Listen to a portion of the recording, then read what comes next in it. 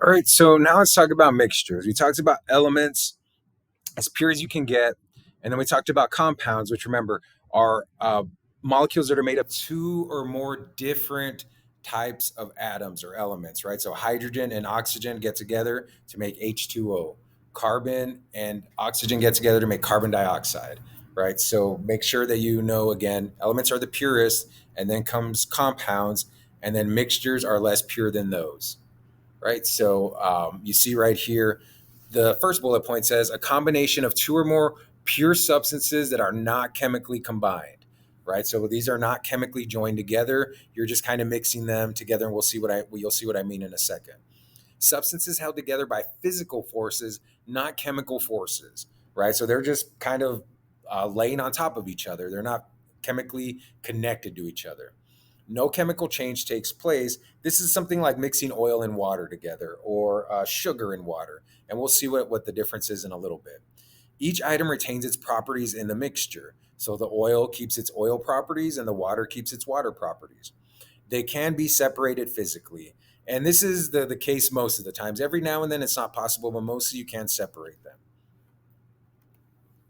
So here, elements and compounds don't always chemically react. So this is another way to visualize a mixture, right? They don't chemically react together. If different elements or compounds are placed together, but they don't react, they're considered a mixture. So this is like, again, putting oil and water together. They're not going to create some kind of second chemical that you create when you mix them together. They're just going to stay separated, oil and water. And so here you can think, and even like syrup. In one class, I mixed syrup, oil, and water all in a container, and all three of them were separate from each other, right? So in this picture right here, you can kind of think of that as like the Mickey Mouse particles being water, the black ones being syrup, and then the little white particles being oil. They're all just kind of they don't mix together completely, right? Elements and compounds and mixtures retain their individual properties. So again, oil stays like oil, syrup stays like syrup, water stays like water, right? They retain their properties. They're still the same characteristics of water, oil, and syrup.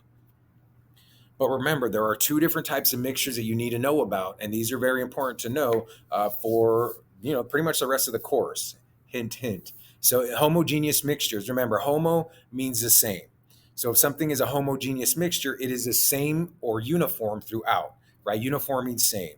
So they have the same composition throughout, and that's what you see in this first little square right here, this box.